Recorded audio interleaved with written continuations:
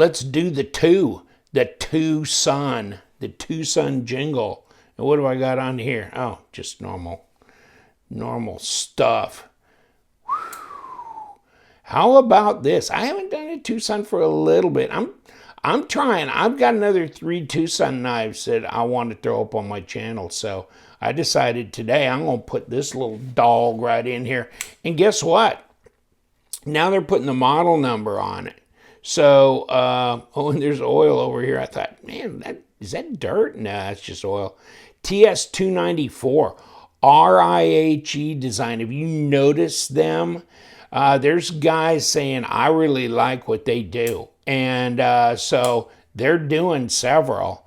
You might want to look and just type in Rihe, like, well, I mean, White Mountain Knives carries TwoSun, which is great. And then just type that in, it'll come up with the different knives that are available they've designed that may be available. Let's just keep it at that may be available. I got this one on Sleazebay, and DWin99 was the seller, and he's only done 25,000. You know, it was 68 bucks was my winning bid, okay? And it took a couple weeks to come from China, and not much more than that. It's about a 2-week deal when you do that. But it's probably a little less money than White Mountain. Although I won one of the 4 knives that I won on eBay, I would have been just as well to get it right off of there, because I think I saved maybe $4 over the discounted price on White Mountain. And I waited 2 weeks. I'll pay you the $4 for 2 weeks of waiting. So yeah, I'm gonna look a little closer next time. But this is titanium. This is D2, and some guys have been going, "What is the deal with TwoSun flipping to D2?" Now, recently I've seen them. It looks like they're back on the 14C 28N blade steel. So I guess, I mean, I think they've been seeing your comments. Where'd I mark this? So I didn't put shit on this box. Okay, so I need to mark it down. I mean, yeah, it's got the model number on the blade, but I don't want to have to open the box and pull the knife out to know which one it is, because I got a drawer full of these dogs, and I need to pull them out and have a TwoSun party that we can all enjoy. Not like I'm the TwoSun stud. I mean, they've got a fan page. And those guys are, whew, they got some serious guys with a lot of models. But this one I got because it looks good. Don't you like it? I mean, it's just a long, handle, okay? But as far as ergos go, and then the blade disappears in there. Hold on, let me try and see if I can hurt myself in some way, shape, or form. So, and the blade handle length, bang. I mean, wow. No, I cannot touch the tip, but that's really close. Really close. And no, I cannot touch the blade either. And, obviously it's weight relieved, shall we say that? It's got holes in it. And you know what? That's kind of cool. I like the design. This. Let me grab a piece of paper real quick. Yeah, that's close to Scary Sharp. It's a good factory edge. It's a little on the plus side of factory edge. So, yeah. And, I live in southern Florida. It's humid and that kind of thing. So, would I prefer this to be 14C? Yeah, absolutely. Is that going to stop me from buying it, though, if I really am attracted to the overall design and everything? And it's $68. I mean, it's titanium. It's ceramic bearings. It's the hardware's nice, and I'll bet you that I can't find my damn driver. I'll bet you, yeah, it's number 8s. You know, number 8's, titanium pocket clip, titanium backspacer, blah, blah, blah, and on for $68? Well, I guess, I mean, now on eBay, what are they doing? Are they kicking you with tax or shipping or something? I can't remember. But yeah, so not as inexpensive, but still. I mean, it's funny. People see the word TwoSun, and the knife has just instantly lost 50% of the value. If this was Boker, can you imagine D2? And I mean, this would be $140 if it was Boker, right? Right? Even still made in China, it'd be, right? It's just amazing. But these are cool. And let me see if this one needs. I'm probably, yeah, I've already started to. Now it's back. I mean, I thought it looked a little off center. And I don't think this is going to be difficult to disassemble. Let's put it that way. And then if you do have a knife where fidgeting with it starts backing the pivot out, then you need to get your thread locker and put a little bit in there and take care of that. I pretty much avoid thread locker. Once in a while I'll use it, really. But most of the time, no. So that's just me. Feels good. Good size knife. And there was another thing too. I thought, this is not a small knife. See, it's 3 3/4 inch blade. So it's almost impossible to get on any other knives that are coming out these days. Man, they are. The other knives are all about like 3.45. I mean, it's like 3.5 is too big or something. But there's, you know, and you roll it up here still, 3.65, whatever, at 94, 95 millimeters, and 8 1/4 at 21 centimeters. So really overall length, it's funny because, you know, the Paramilitary 2 by Spyderco, you know, has got a 3.45, you can say 3.5 inch blade, but it's 8 1/4 overall. This one's got a longer blade, so obviously a shorter handle than the PM2. Okay. But yeah, it is centered. She's a front flipper. And I'll tell you, see, and I've said this before, once you start approaching a 4-inch blade, I think it becomes more difficult to do a front flipper or to have it function well. You know what I'm saying? And so this is kind of pushing the bounds for as far as I'm concerned. And I just hit my camera stand with that. Okay.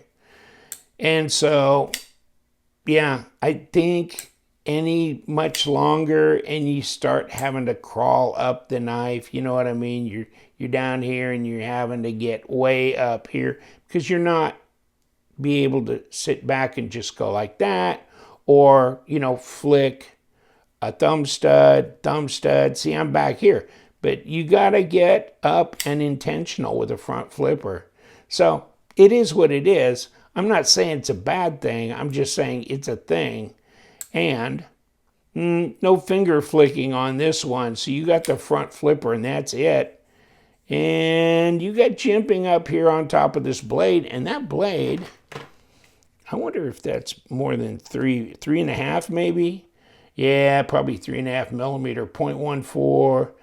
3.6 millimeter blade stock, 12.6, yeah, half inch thick. So not overly thick, about average for any knife, but it's really getting a little bit more unusual to see blade stock over 3 millimeter, 3.2, 3.6 and up is pretty unusual anymore, at least in my experience. So you got a hoss here. Nice satin grind on here. Let me see. Yeah, plunge looks symmetrical. There's your lockup. 20 to 25%, but it feels good. And I'm not Yeah, ooh, and that, you know what? That lock bar, it's not gonna push away real easily, but it's not bad. It's not bad. I mean, when you go to just disengage it, you're okay. It's just when you got it locked up and you feel it, it's not weak. You know, it is pretty strong there. Fit and finish is really nice on the knife. I got no complaints with that. Drops down nice, so it's got a decent drop. Yeah, you're kind of stuck with the right hand only. There's no left hand option on this. And if you noted, you know, you're looking through here, seeing the screw in through that hole, and it's like, okay, that's the back of that pocket clip. Pocket clip is, you know, keeping in conformity with the overall design, isn't it? I mean, it's just a smaller version of this handle, but it's nice. So, I think they did a good job on this one, and I think they've really done some nice designs for TwoSun so far. So, you know what? We need to dump it on the scale and just, yeah, because it's, you know, it's thicker blade stock, and it's a full-size knife. Okay, 4 ounces is not that bad at 115 grams, so really not that bad. Shouldn't really be too bad as far as pulling real estate in your pocket either, because top to bottom here, that's pretty thin. I mean, when you get to like the PM2, you got 1.6 inch thing between the height of the maximum height of the blade and here. But I mean, just think, 1.6. That's like that, okay? Look at this. This is probably your maximum height. Under an inch. Yeah. So that's slender in the pocket too. It shouldn't be bad. I'd like to tell you that the detent's weak, but it's not. And it's, you know, I close my eyes, I think about it when I flip this out. I think it's where it would probably make most people happy. It's not too weak. It's definitely not too strong. Hit my camera stand again. Wow. That's what you get when you get the bigger blades, huh? Camera tape's beating.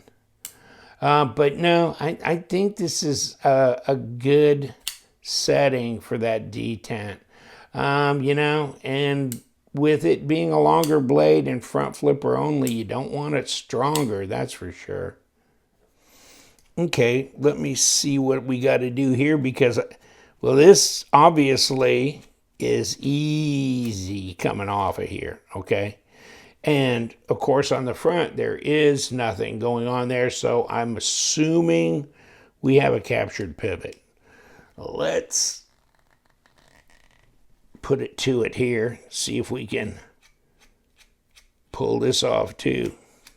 That's definitely holding on better than the pivot was. And now everything's falling out, including the whole damn pivot. Okay, yeah, there's, hold on, let me see under here. Oh, well, yeah, okay, we do have a captured pivot. Okay, and we've got hardened steel insert with ceramic detent ball, and etc., etc. And obviously on that titanium, we've got a steel washer, so we're good there as well. This is the lock bar side, and there's your single screw for holding that in place, but looks like it's a machined area, so it's solid, it's not moving. And then here's your ceramic bearings. Okay. Up. We just threw the backspacer off. There. And if you want to wager, yeah, that's definitely titanium as well. So Pretty simple. Just bearings, a few screws, washer, and you done. And of course, you know, you can see right here where the flat goes to come through here. So this thing is not going to move. It's not going to go back either, is it? It's not going to move. Get through there. Okay, so you're good. You're captured here. You can undo that screw. Don't worry about putting some thread locker on there if you want to, but keep it light. And a couple other things I wanted to point out. Of course, the stop runs in that track right there. So there's that. And then if you look at here, they put a little detent ramp in here too. So lets the blade fall. Yeah, and then it gets over the detent ball pretty quick, so you don't have to worry about that either. The 294 Rihe design. Yeah, you might want to look into it. You know, once these designs are kind of made their run, then they're done. And it's run and done. You know what I mean? So I know there's people, they go around looking for past models here and there. And you can find them and go on the Facebook group for TwoSun. TwoSun Fans Facebook, and I'll put all those links below. And you know, there's people buying, selling, you know, doing stuff, trading, whatever on there. So that may be a good place for you to look, as well as, of course, on eBay, which is where I bought this. And that is assuming the retailers on Amazon and White Mountain and whatever are out of stock. Take care. Subscribe to this guy's channel if you wouldn't mind, and stay sharp.